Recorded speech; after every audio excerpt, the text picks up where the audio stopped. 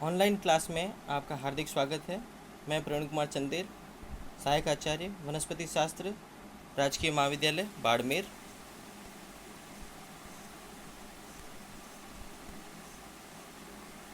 आज का जो हमारा टॉपिक है वो बीएससी पार्ट थर्ड के विद्यार्थियों के लिए है, जो उनके विषय वनस्पति शास्त्र के प्रथम प्रश्न पत्र पारिस्थितिकी एवं पर्यावरण जैविकी से संबंधित है। जो इनकी इकाई प्रथम में शामिल किया गया है। टॉपिक है हमारा सॉइल, मृदा, डेवलपमेंट, विकास, सॉइल प्रोफाइल, मृदा परिच्छेदिका, फिजिको केमिकल प्रॉपर्टीज, भौतिक रासायनिक लक्षण। तो जो सॉइल की स्टडी की जाती है या सॉइल का जितना भी या मृदा का अध्ययन, वो एडेफिक फैक्टर या मृदीय कारकों के अंदर किया जाता है। एडेफिक फैक्टर्स, मृदीय कारक, the factors which affect the plants through soil are called edaphic factor. ये वो कारक हैं जो पादप को मृदा के द्वारा प्रभावित करते हैं, मृदीय कारक कहलाते हैं। Soil is very important ecological factor as it provides water, minerals और न्यूट्रिएंट एंड सपोर्ट। जो मृदा है वो एक महत्वपूर्ण पारिस्थितिकीय कारक है, क्योंकि ये जल, लवण, पोषण और सपोर्ट सहायता प्रदान करता है पादपों को। Warming 1909 was the first ecologist who recognized the importance of soil as ecological factor। Warming वो पहले पर्सन थे 1909 के अंदर जिन्होंने सबसे पहले सॉइल, मृदा को रिकॉग्नाइज किया एज ए पारिस्थितिकी फैक्टर के रूप में। He divided plants into 5 different types of on the basis of soil condition. उन्होंने जो प्लांट्स हैं उनको मृदा के आधार पर 5 प्रकारों में वर्गीकृत किया।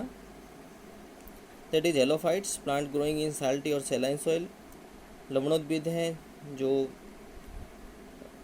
लवणीय मृदा के अंदर ग्रो करते हैं। Oxylophytes, plants growing in acidic soil. अम्लोद्भिद जो अम्लीय मृदा में वृद्धि करते हैं।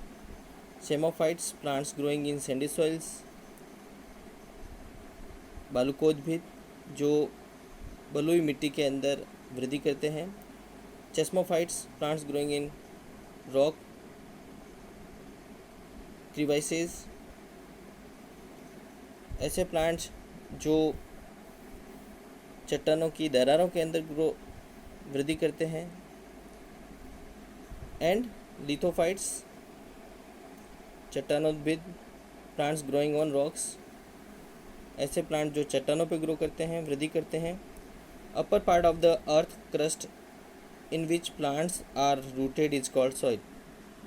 तो हम ये देखें कि मृदा किसको कहते हैं। जो पृथ्वी की जो ऊपरी परपट्टी है उसका सबसे ऊपरी भाग क्या कहलाता है, जिसके अंदर पौधे अपनी जड़ें प्रवेशित करवाते हैं और वहाँ से जल का अवशोषण करते हैं, उसको हम मृदा कहते हैं। सॉइल फॉर्मेशन, अगर हम सॉइल फॉर्मेशन की बात करें, इज़ वेरी स्लो प्रोसेस, बहुत ही धीमी प्रक्रिया है। And 1 inch of soil formation takes 500 to 1000 years. अगर हम 1 इंच मृदा की बात करें निर्माण की, तो उसमें 500 से 1000 वर्ष लग जाते हैं। Soil is having not only minerals particles but some other components like organic matter. अगर हम मृदा की बात कर रहे हैं तो मृदा के अंदर लवणीय कण पाए जाते हैं, मिनरल पार्टिकल्स पाए जाते हैं। इसके साथ कुछ और भी घटक पाए जाते हैं, जैसे कार्बनिक पदार्थ या और humus, soil air, soil water and soil organism like bacteria, fungi, algae, actinomycetes, annelids and mollusc etcetera. The soil is called soil complex. तो हम ये देख सकते हैं कि कार्बनिक पदार्थों के अलावा मृदा वायु, मृदा जल, मृदा जीव जैसे जीवाणु हुआ, कवक हुआ, शैवाल हुए, एक्टिनोमाइसीटीज हुए, एनालिड्स हुए, मॉलस्क हुए, सारे इसमें पाए जाते हैं। तो इस प्रकार से हम मृदा को सॉइल कॉम्प्लेक्स कह सकते हैं। Good soil is having following components. अगर हम बात करें कि एक अच्छी मृदा कौन सी होती है, तो उसके अंदर जो घटक पाए जाते हैं उसकी बात करें।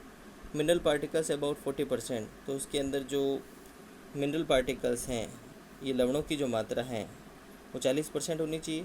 ऑर्गेनिक मैटर और ह्यूमस अबाउट 10%, उसमें कार्बनिक पदार्थ 10% मात्रा में होने चाहिए। सॉइल एयर 25%, मृदीय वायु जो है 25% होनी चाहिए, एरेटेड होनी चाहिए सॉइल। सॉइल वाटर 25%, जो मृदीय जल है उसकी मात्रा 25% होनी चाहिए। सॉइल माइक्रोफ्लोरा एंड फोना, और उसके अंदर जो मृदा के अंदर पाए जाने वाले सूक्ष्म पादप और जंतुजात पाए जाने चाहिए, तो उसको हम एक अच्छी मृदा कहेंगे, गुड सॉइल कहेंगे। Soil formation is completed in 2 steps. अगर हम मृदा निर्माण की बात करें तो वो 2 चरणों में होता है। वेदरिंग, सबसे पहले जो बात आ रही है वो है आपके वेदरिंग।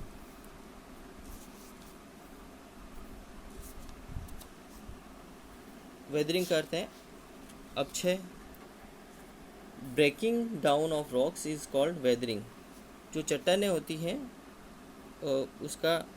उसके टुकड़े टूटना अपक्षय कहलाता है, वेदरिंग कहलाता है। And weathering is by physical. ये अपक्षय है, अपक्षय वो फिजिकल भी हो सकता है, भौतिक। वाटर, विंड, ग्रेविटी, ग्लेशियर्स जल के द्वारा हो सकता है, हवा के द्वारा, वायु के द्वारा हो सकता है, गुरुत्वाकर्षण के कारण हो सकता है, ग्लेशियर जो हिमनद है उसके कारण हो सकता है। एंड केमिकल्स, रसायनों के द्वारा हो सकता है। ऑक्सीडेशन रिडक्शन रिएक्शन, ऑक्सीकरण अपचयन अभिक्रिया के द्वारा हो सकता है। हाइड्रोलिसिस, जल अपघटन के द्वारा हो सकता है। हाइड्रेशन, जलयोजन के द्वारा हो सकता है। कीलेशन एटसेट्रा, इन सभी के द्वारा हो सकता है। तो जो मेथड है उसके बारे में बात करें, ये केमिकल मेथड भी यूज़ हो सकते हैं और फिजिकल मेथड भी, जिसके द्वारा वेदरिंग होती है। और जो चट्टानें होती है वो छोटे छोटे पार्टिकल्स के अंदर टूट के सॉइल का फॉर्मेशन का पहला चरण का निर्माण करती हैं। पेडोजेनेसिस, मृदा निर्माण की जो प्रक्रिया है उसको हम पेडोजेनेसिस कहते हैं, मृदा निर्माण। एक्चुअल सॉइल फॉर्मेशन और डेवलपमेंट इज कॉल्ड पेडोजेनेसिस। जो वास्तविक मृदा का निर्माण हो रहा है या जो उसका विकास हो रहा है उसको हम पेडोजेनेसिस या मृदा निर्माण कहते हैं। And it is mainly by activity of micro organism और सॉइल ऑर्गेनिज्म। और ये महत्वपूर्ण है कि इसके अंदर जो मुख्य रूप से जो सक्रिय या क्रियाशील होते हैं वो है आपके सूक्ष्म जीव हैं, या हम कहें मृदीय जीव। तो मृदीय जीवों की सॉइल फॉर्मेशन या ट्रू सॉइल फॉर्मेशन के अंदर काफ़ी इम्पोर्टेंस है। The branch dealing with the study of soil is called pedology. वह शाखा जिसके अंदर मृदा का अध्ययन किया जाता है उसको हम मृदा विज्ञान कहते हैं। सॉइल प्रोफाइल की बात करें, मृदा परिच्छेदिका, nature and sequence of different layers और horizons in vertical of soil is called soil profile. तो हम ये देखें कि अगर हम भूमि में एक सीधी खाई ट्रेंच खोदें तो मृदा की एक दूसरे पर जमी हुई विभिन्न स्तरें दिखाई देती हैं। मृदा की इस परतीय संरचना, लेयर्ड स्ट्रक्चर को हम मृदा परिच्छेदिका या सॉइल प्रोफाइल कहते हैं। डिफरेंट हॉरिजॉन्स और layers of soil from above to below are as follow. जो विभिन्न प्रकार के संस्तर हैं या परतें हैं मृदा की, ऊपर से नीचे की तरफ हम जाएं, मतलब सतह से अंदर की तरफ, तो इस प्रकार से होगी। A00 हॉरिजॉन, A00 संस्तर, having under composed organic matter litre. जो A00 संस्तर या परत हैं उसके अंदर जो कार्बनिक पदार्थ हैं वो अपघटन की प्रक्रिया में चल रहा होता है, अंडर कंपोज्ड प्रोसेस के अंदर चल रहा है, जिसको हम लीटर कह रहे हैं। उसके अंदर की तरफ और जाने पे A0 हॉरिजॉन, A0 संस्तर, having partially decomposed organic matter. इसके अंदर जो ऑर्गेनिक मैटर है, ये ह्यूमस है, वो आंशिक रूप से अपघटित हो चुका होता है, जिसको हम डफ कहते हैं।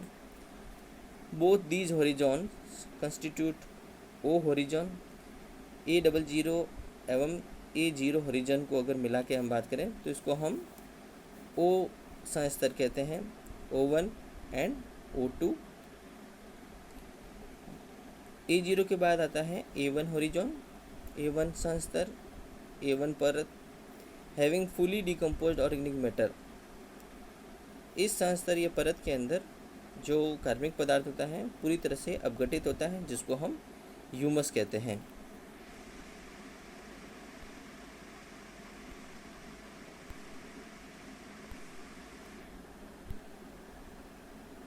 ये आपको डायग्राम में दिखा रखी है एक soil profile showing different horizon.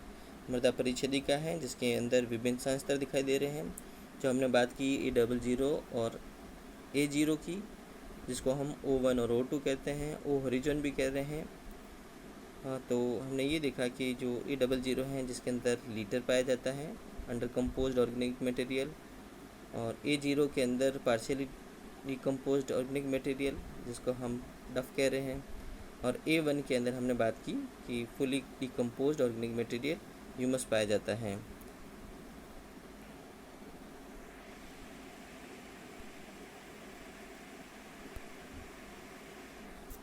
A2 horizon having mineral particles along with little humus। A2 जो होरिजॉन होता है उसके अंदर आप ये देखें कि मिनरल पार्टिकल्स, लवणीय कण पाए जाते हैं, और बहुत कम ह्यूमस या ऑर्गेनिक मैटर के साथ। Both A1 and A2 collectively constitute A horizon. A1 और A2 दोनों को मिलाएं तो हम कहेंगे कि ये ए संस्तर है। ए संस्तर के बाद जब हम बात करते हैं तो बी हॉरिजॉन, बी संस्तर, हैविंग ओनली मिनरल पार्टिकल्स, इसमें केवल मिनरल पार्टिकल्स पाए जाते हैं। All these horizons constitute top soil which is 15 to 20 centimetre thick.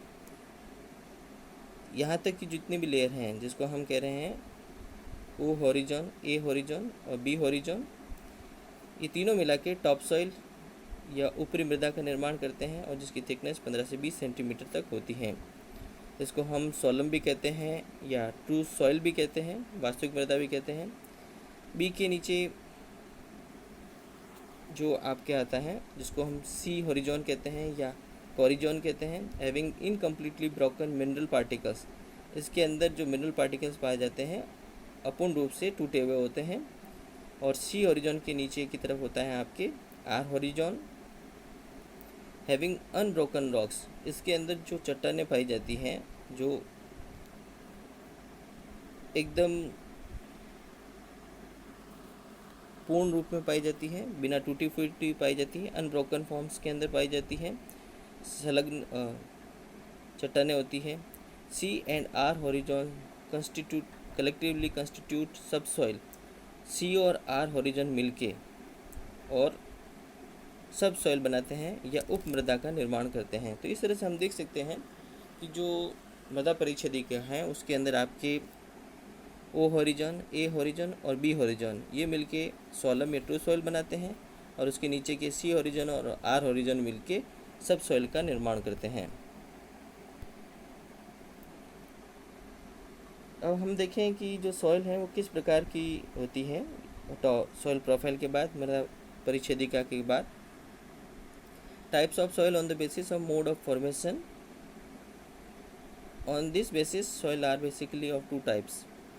अगर हम बात करें कि जो फॉर्मेशन है, निर्माण की जो प्रक्रिया है, निर्माण की जो विधि है, उसके आधार पे मृदा कितने प्रकार की होती है, तो इस आधार पे मृदा के दो प्रकार देखे गए हैं, रेजिडुअल अवशिष्ट मृदा रेजिडुअल सॉइल, और ट्रांसपोर्टेड सॉइल परिवाहित मृदा residual soil. In this type of soil place of weathering and paedogenesis is the same.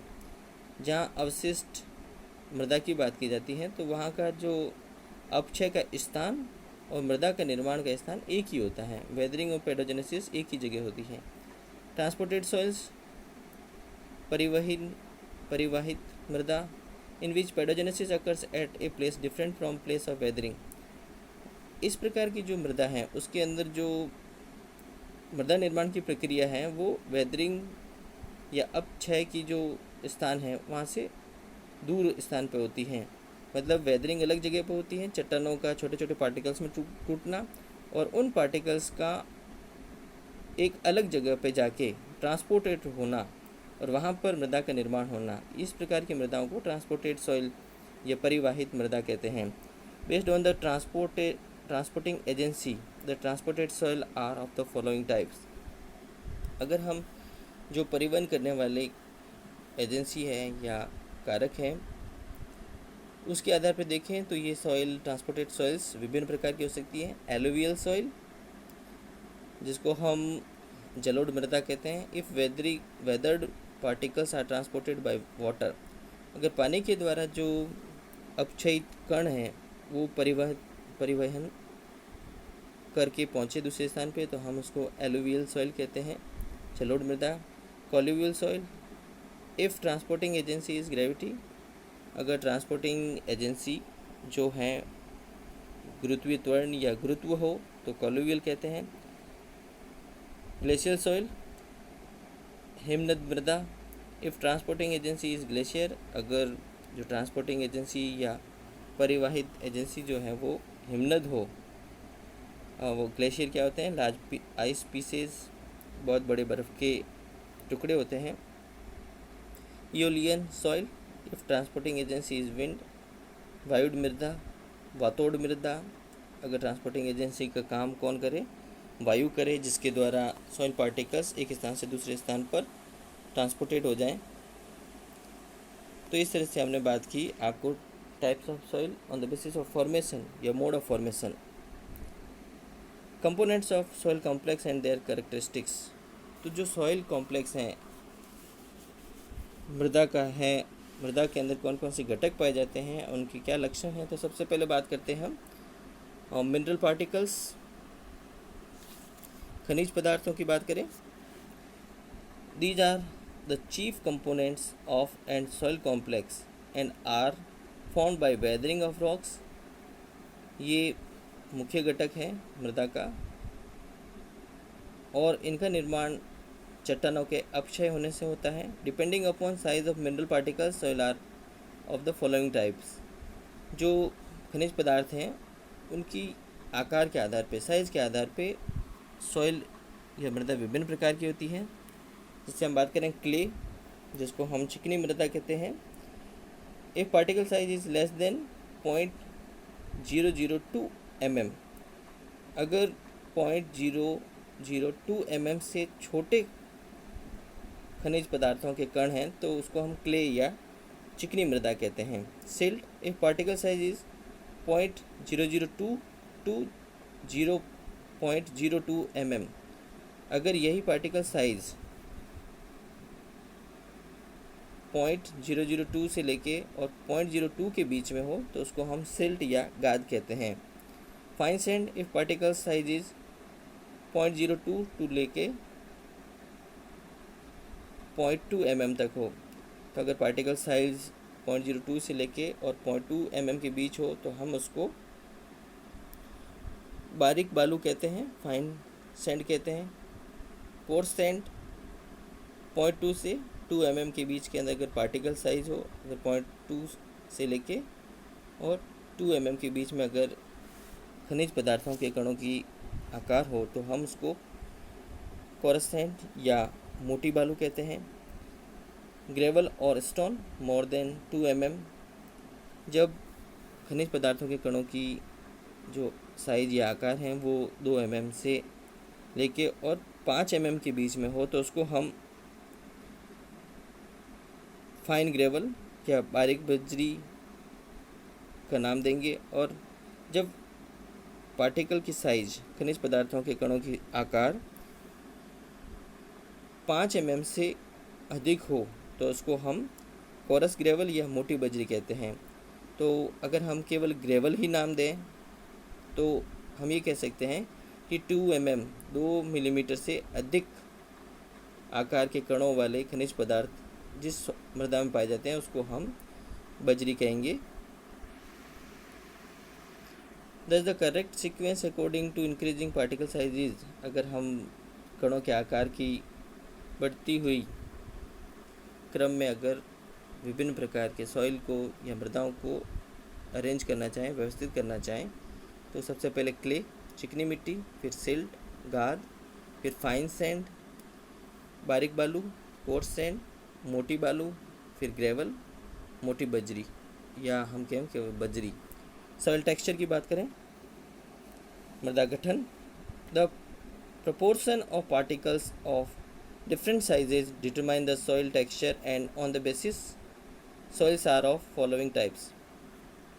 अगर हम पार्टिकल्स के जो प्रपोर्शन है, मात्रा है, उसकी बात करें तो जो सॉइल टेक्सचर है या मृदा गठन है, विभिन्न प्रकार के जो साइज के या आकार के जो पार्टिकल्स हैं उनकी मात्रा कितनी पाई जाती है, प्रपोर्शन कितना है, मात्रा कितनी है, भाग कितना है, उसके आधार पर सॉइल टेक्सचर डिटरमाइन होता है। On this basis soils are of following types. इसके आधार पर अगर हम बात करें तो जो मृदा है वो विभिन्न प्रकार की होती है। और सबसे पहले बात करें हम क्लेई सॉइल या हम कहें चिकनी मिट्टी, जिसमें 85% चिकनी मिट्टी पाई जाएगी और 15% उसके अंदर सैंड और सिल्ट और बोथ, उसके अंदर 15% बालू हो सकती है या उसके अंदर गाद हो सकती है या दोनों हो सकती हैं। तो 85% उसमें चिकनी मिट्टी होनी चाहिए, तब उसको हम क्ले या चिकनी मिट्टी कहेंगे, क्लेई। लोमी सॉइल जिसको हम दोमट मिट्टी कहते हैं, इसमें 70% चिकनी मिट्टी और 30% बालू पाई जाती है। 30% बालू के अलावा उसमें गाद भी हो सकती है या दोनों मिला के 30% हो सकते हैं, तो उसको हम दोमट मिट्टी कहते हैं। दोमट बलुई मिट्टी, loamy sand.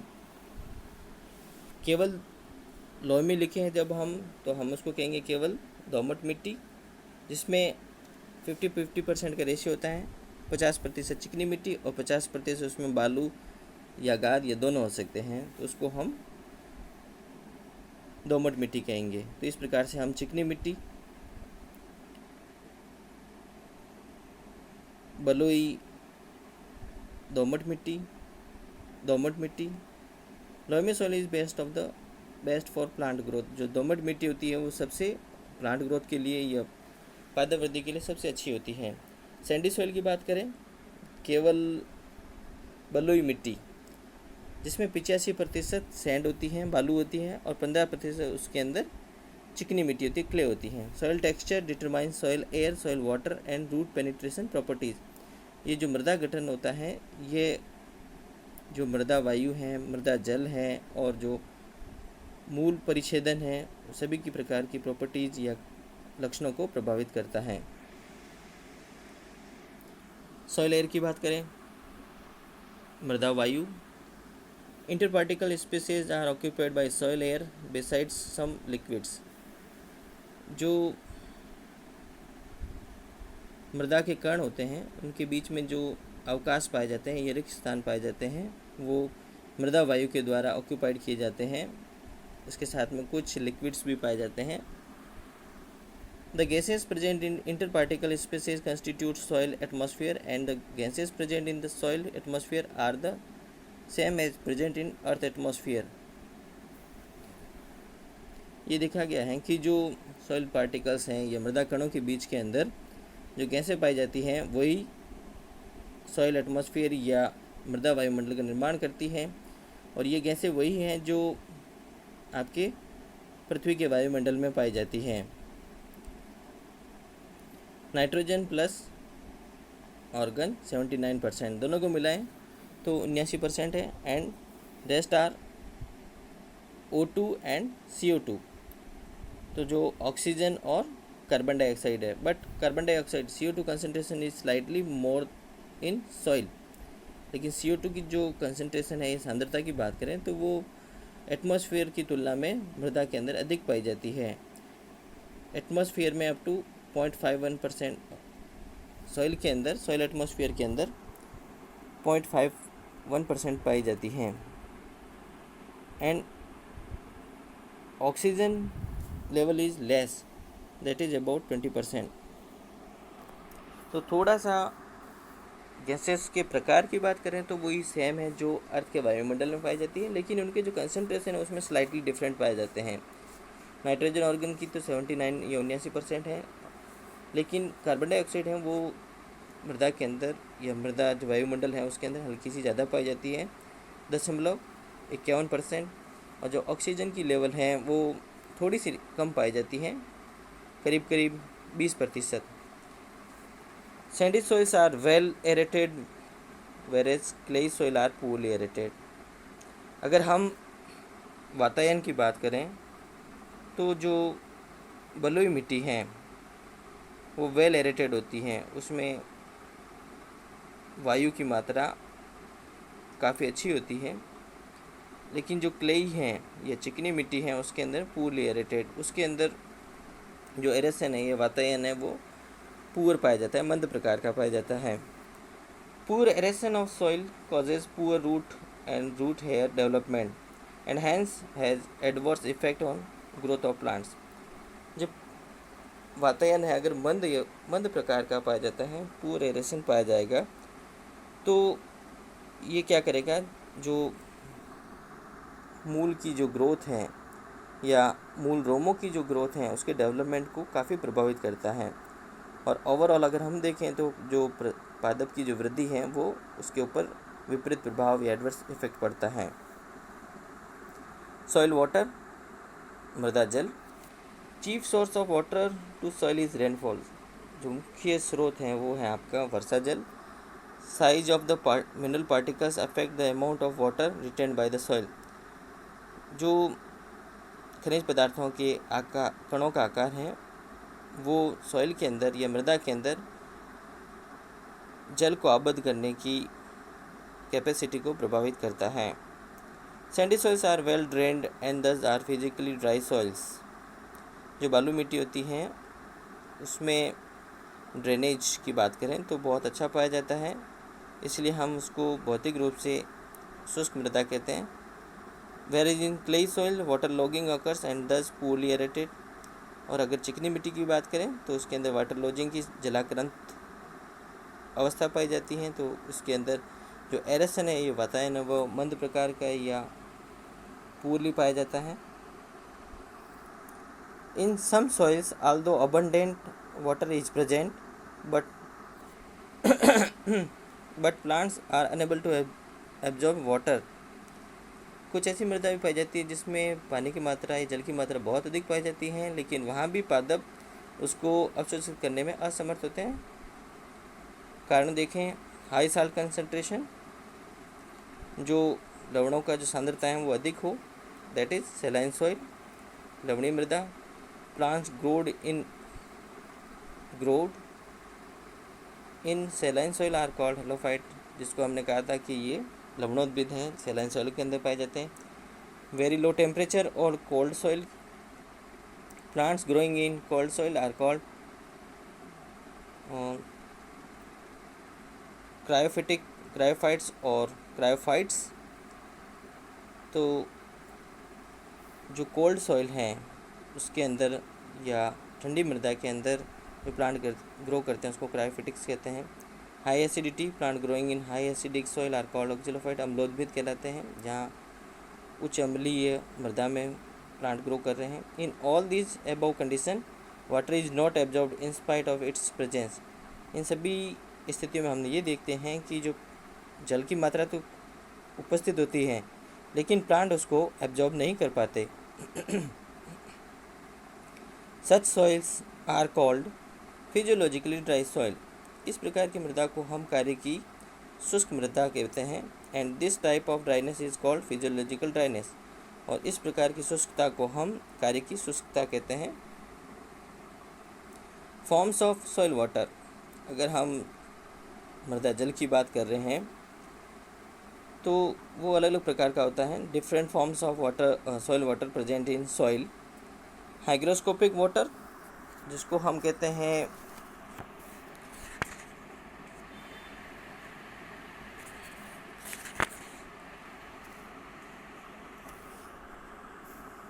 a thin layer of water attached tightly to soil particles due to forces of cohesion or adhesion। ये एक पतली परत के रूप में जो मृदा के कण होते हैं उस पर टाइटली बाउंड, मजबूती से चिपकी रहती है। ये कोहेजन और एडेशन, आसंजन और संसर्जन बल के कारण वहाँ पर पानी की पतली परत पाई जाती है। तो इसको हम हाइग्रोस्कोपिक वाटर कहते हैं। This water is non available to plant, that is can not be absorb by plants. ये जो जल होता है हाइग्रोस्कोपिक वाटर, ये पादपों के लिए उपलब्ध नहीं होता है क्योंकि पादप इसका अवशोषण नहीं कर पाते हैं।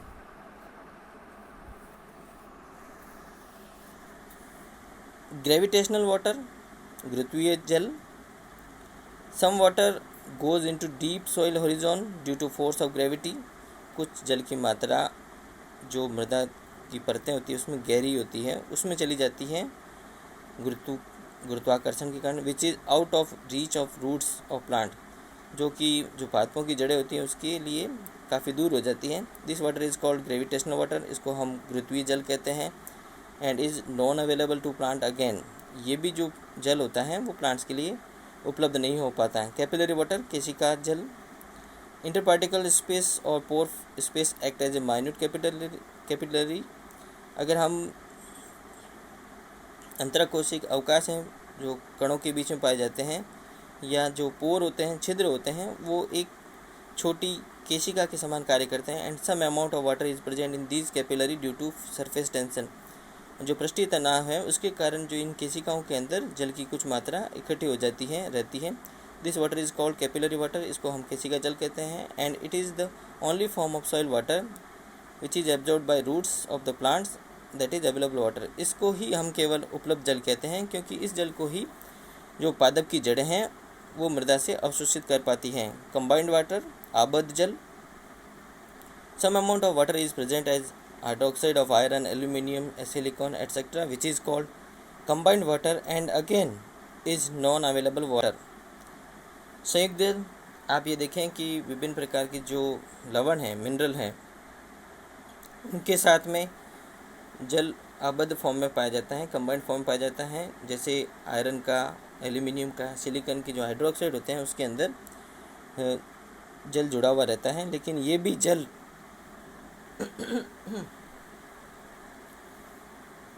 पादपों के लिए उपलब्ध नहीं हो पाता है। वाटर वेपर्स, जल वाष्प। Some water is present in the form of vapours, जो जल वाष्प के रूप में भी कुछ पानी की मात्रा उपस्थित रहती है। तो इस प्रकार हम देख सकते हैं different types of soil water. ये डायग्राम है। मृदा में विभिन्न प्रकार के जल, केमिकली बाउंड या कंबाइंड वाटर, जो आपको फर्स्ट डायग्राम में दिख रहा है, पार्टिकल्स के अंदर है। Hygroscopic water, capillary water and free gravitational water. तो ये अलग अलग प्रकार के सॉइल वाटर हैं। Total amount of water present in soil is called holard. अगर हम पूरी मात्रा की बात करें तो उसको हम, जो मृदा के अंदर पूर्ण जल मात्रा होती है उसको हम होलार्ड कहते हैं। Water available to the plant is called chresard. जो पानी पादपों के लिए अवेलेबल होता है उसको हम क्रेसार्ड कहते हैं।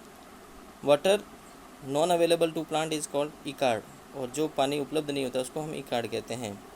Field capacity, amount of water present in soil after complete drainage of gravitational water is called field capacity. क्षेत्र क्षमता की बात करें, ये क्षेत्रीय धारिता की बात करें, तो मृदा के अंदर वो पानी की मात्रा या जल की मात्रा जो गुरुत्वाकर्षण जल के पूर्णतः गहरी परतों में जाने के पश्चात बचती है, उसको हम क्षेत्र क्षमता या फील्ड कैपेसिटी कहते हैं। Field capacity is equal to holard minus gravitational water. Holard में से अगर हम गुरुत्वीय जल घटा दें तो वो फील्ड कैपेसिटी आती है। वाटर होल्डिंग कैपेसिटी, जल धारण क्षमता और storage capacity, field capacity minus hygroscopic water is equal to water holding capacity. अगर हम क्षेत्रीय धारिता या क्षेत्र क्षमता में से हाइग्रोस्कोपिक वाटर हैं उसको घटा दे तो जो पीछे बचती है उसको हम जल धारण क्षमता या वाटर होल्डिंग कैपेसिटी कहते हैं। विल्टिंग कोफिशिएंट, मलानता गुणांक और परमानेंट विल्टिंग परसेंटेज या स्थायी मलानता प्रतिशत। Percentage of water left in soil, मृदा में बची हुई जल की वह मात्रा, प्रतिशत मात्रा when plants growing in its show sign of permanent wilting, जब पादपों में पहली बार मलानता दिखाई देती है तो उस सॉइल के अंदर पाई जाने वाली जल की प्रतिशत मात्रा क्या कहलाती है? विल्टिंग कोफिशिएंट या permanent wilting percentage. That is they do not regain their trajectory without adding extra amount of water to soil is called wilting coefficient। अगर हम उसमें अतिरिक्त जल की मात्रा न डालें तो वो अपनी पुरानी अवस्था को प्राप्त नहीं कर पाते, टर्जिडिटी स्फीत अवस्था प्राप्त नहीं कर पाते, तो उसको हम विल्टिंग कोफिशिएंट कहते हैं। Wilting coefficient is equal to water holding capacity divided by 2.9। Soil moisture is expressed in term of pF 0 इन fully saturated soils and pF 4.2 at permanent wilting percentage। तो जो सॉइल मॉइस्चर है, मृदा की आर्द्रता है, उसको एक्सप्रेस करने का टर्म pF है, और जब pF 0 हो तो हम ये कहेंगे कि जो सॉइल है वो फुली सेचुरेटेड है, संतृप्त है। और अगर pF का मान 4.2 है इसका मतलब पानी की उसके अंदर कमी होती जा रही है और वो परमानेंट विल्टिंग परसेंटेज दिखाएगा। Amount of water in soil is measured with the help of tensiometer. मृदा के अंदर जो जल की मात्रा है वो टेंशियोमीटर के द्वारा मापी जा सकती है। Soil water contents different nutrient solutes dissolve in it, example carbonates, sulphates, nitrate, chloride etcetera of calcium, magnesium, potassium etcetera. तो जो मृदा जल है उसके अंदर आपके कैल्शियम, मैग्नीशियम, पोटेशियम के नाइट्रेट, क्लोराइड्स, कार्बोनेट और सल्फेट पाए जाते हैं। Soil with optimum nutrient are called eutrophic. जब मृदा के अंदर जो पोषकीय पदार्थ हैं वो अधिकतम मात्रा में पाए जाते हैं तो उसको हम सुपोषणी मृदा या यूट्रोफिक सॉइल कहते हैं। And soil having sub optimal nutrient are known as oligotrophic soils, उसको हम ओलिगोट्रोफिक सॉइल कहेंगे। PH of natural soil is 3 to 8.4, 3 से लेकर 8.4 होती है pH. However in the extreme alkaline soil pH में भी अप टू 10 to 10.5, 10 से लेकर 10.5 तक हो सकती है एल्कलाइन सॉइल के अंदर। And in extreme acidic soil it may be reach up to 2%। और अगर अत्यधिक अम्लीय मृदा की बात करें तो वहाँ पर पीएच का मान 2 हो सकता है।